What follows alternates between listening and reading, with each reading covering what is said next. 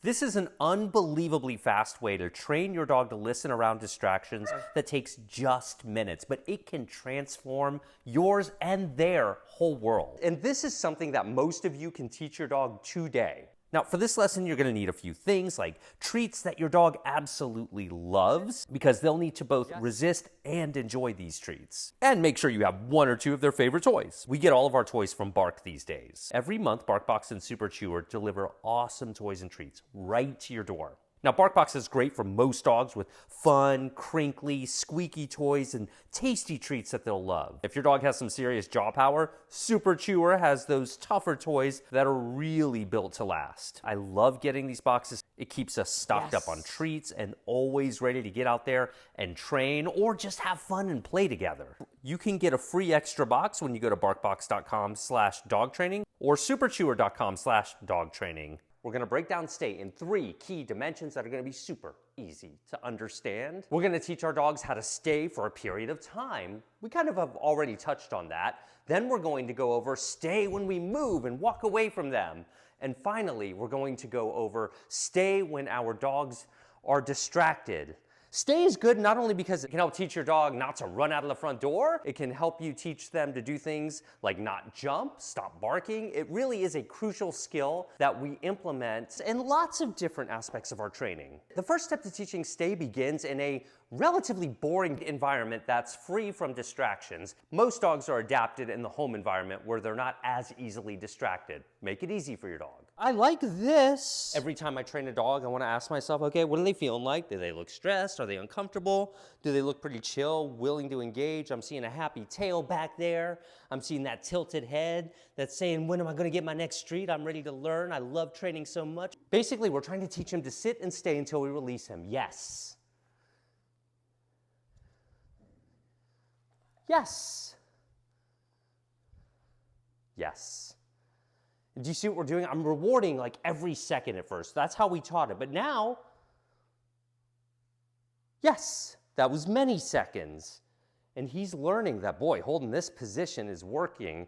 And he's learned for a period of time that he can do that, right? But look how close I am to him right now. The first aspect is duration. That's this.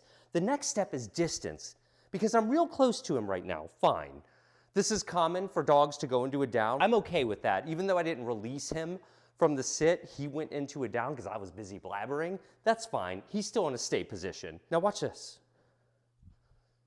Yes.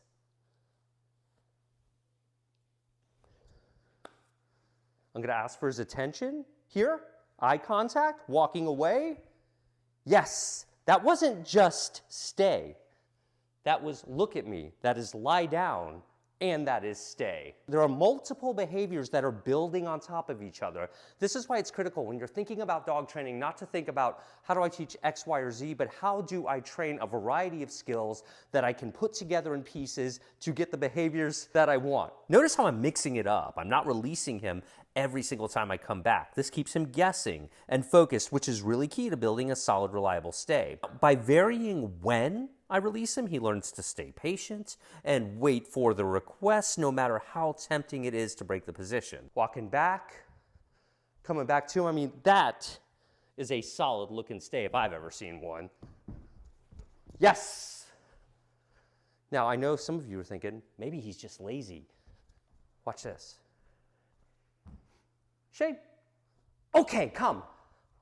So you can see he's starting to become more fluent in language here.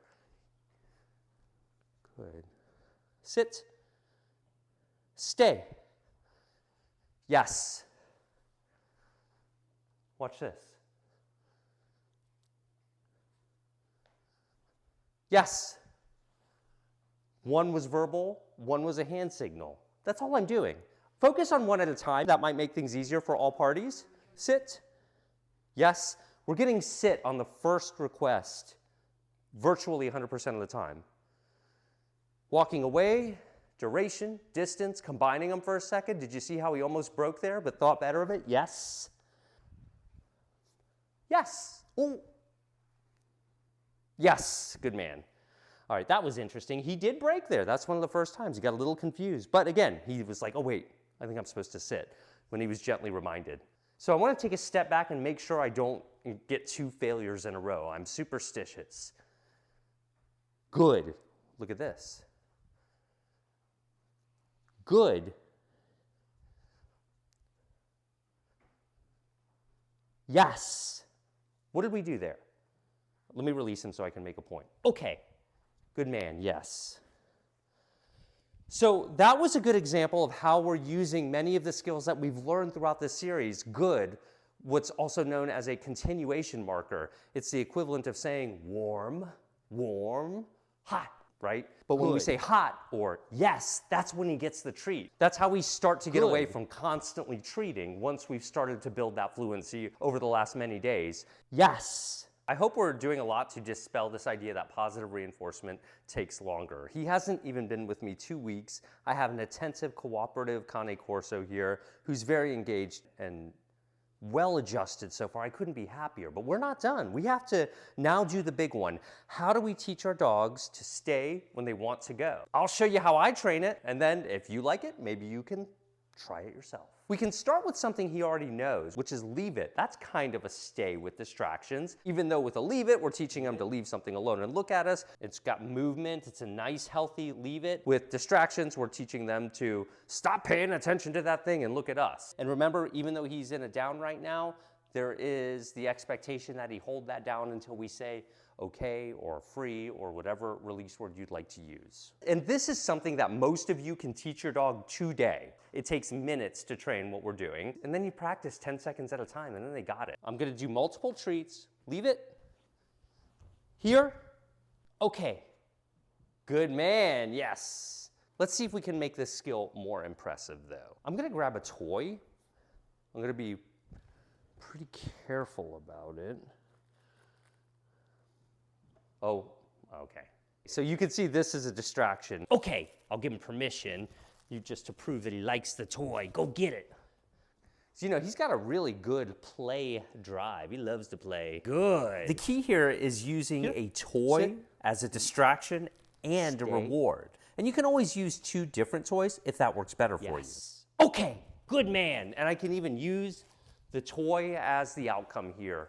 So you can reinforce your dog in a variety of ways. Good, that fetch is looking great. Nice tug. We've already gotten a good start. He's pretty amped up. Here, sit. Good. Let's start really small. Stay. Yes. I'll go with a treat for a second, just to mix it up. Yes. Gonna reward several times in a row here to let him know I'm appreciating this new skill he's exhibiting. Stay.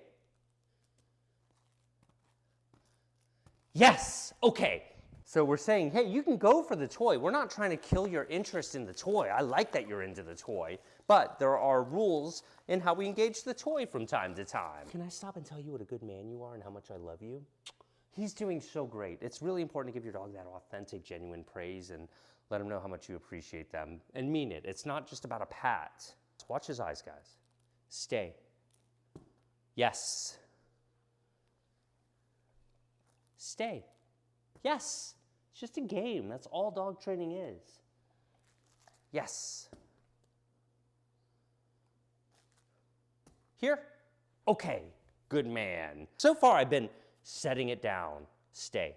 Doing this, right? But those are slow motion distractions. Those are different than a deer or a moose or something running across them. Yes. We're gonna slowly make it more and more animated. Yes. The squeaker sound there. Stay can be so hard for dogs because by nature, they're such curious beings who want to engage with their environment and understand things. Be mindful about when asking your dog to stay. It is an essential skill, but there are times when we should let our dogs actually investigate and check things out when it's appropriate. Let me let him look at it for a second too. I just don't want to necessarily interrupt him. Let's see what happens. Yes. Good man. All right. This is a pretty good first stay with distractions training lesson. It's raining toys, it's raining treats everywhere, and he is holding that stay. That's pretty impressive.